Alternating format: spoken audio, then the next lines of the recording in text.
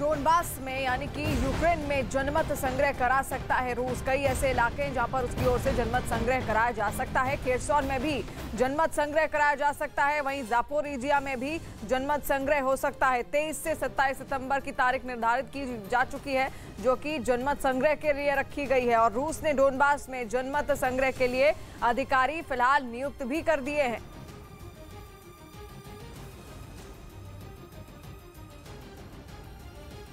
Complex बनवाया, वहां खाली जगह पर बिना इजाजत एक बड़ा ऑफिस भी बनवा लिया। इसकी शिकायत मिलने पर एलडीए की एक टीम भारी सुरक्षा बल के साथ वहां पहुंची। बुलडोजर को अपार्टमेंट कॉम्प्लेक्स के पास देखते ही वहां भीड़ जुट गई। इस बीच बुलडोजर ने वहां बने अवैध निर्माण को गिराने का काम जारी रखा। एलडीए का बुलडोजर लगातार कार्रवाई कर रहा है, अवैध प्रॉपर्टियों पर कार्रवाई कर रहा है। कुछ ही घंटों में वहां अवैध तरीके से बनाए गए ऑफिस को बुलडोजर ने धराशायी कर दिया। अतीक अहमद या फिर उनके करीबियों पर यह इस महीने की गई दूसरी बड़ी कार्रवाई है।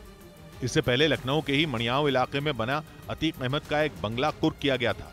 वो बंगला उनकी पत्नी के नाम पर था, जबकि प्रयागराज में भी उनकी 8 करोड़ रुपए कीमत की संपत्तियों को जब्त किया गया था।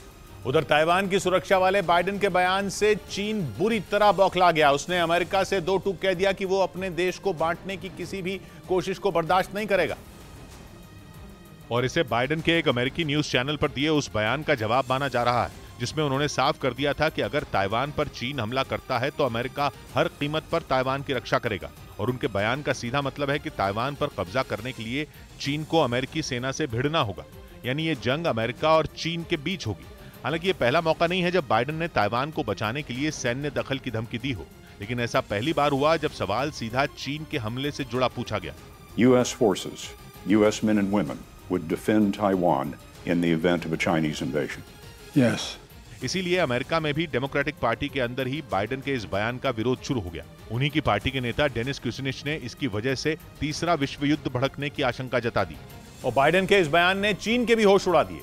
चीन के विदेश मंत्रालय ने बाइडेन के बयान को अमेरिका की वन चाइना पॉलिसी का उल्लंघन बता दिया। और चीन ने चेतावनी देते हुए साफ कर दिया कि वो ताइवान के मुद्दे पर किसी भी तरह का दखल बर्दाश्त नहीं करेगा।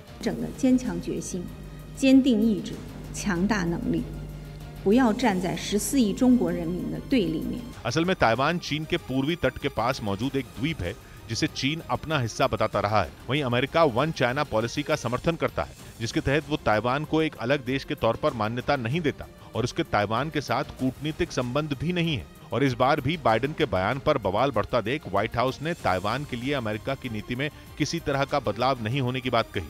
लेकिन चीन व्हाइट हाउस से मिले इस भरोसे से संतुष्ट होता नहीं दिख रहा। वन चाइना सा पॉलिसी के समर्थन के बावजूद हाल के दिनों में अमेरिकी सांसदों के लगातार हो रहे ताइवान दौरों से वो तिलमिलाया हुआ है। और ऐसे में अमेरिकी संसद में पेश किए गए उस बिल ने चीन को और चिढ़ा दिया, जिसके कानून बनने पर अमेरिका न सिर्फ ताइवान को अपने घातक हथियारों से लैस कर देगा, बल्कि उसे हथियारों का जखीरा जुटाने के लिए भारी भरकम लोन भी देगा, ताकि युद्ध होने पर ताइवान अमेरिकी हथियारों के दम पर चीन को करारा जवाब दे सके। इसीलिए ताइवान भी उसके और संयुक्त राष्ट्र महासभा में फ्रांस के राष्ट्रपति इमानुएल मैक्रो ने प्रधानमंत्री मोदी की तारीफ की है। उन्होंने कहा है कि पीएम मोदी ने सही कहा था कि ये वक्त युद्ध लड़ने का नहीं है, बल्कि हमारे सामने कड़ी चुनौतियों का सामना करने का है। तो आपको बता दें, यूएनजीए में पीएम मोदी की तारीफ हुई है और खुद फ्रांस के राष्ट्रपति इमानुएल मैक्रो ने उनकी तारीफ की है। और उन्होंने साफ कहा कि प्रधानमंत्री नरेंद्र मोदी ने सही कहा था कि ये वक्त युद्ध लड़ने का नहीं है।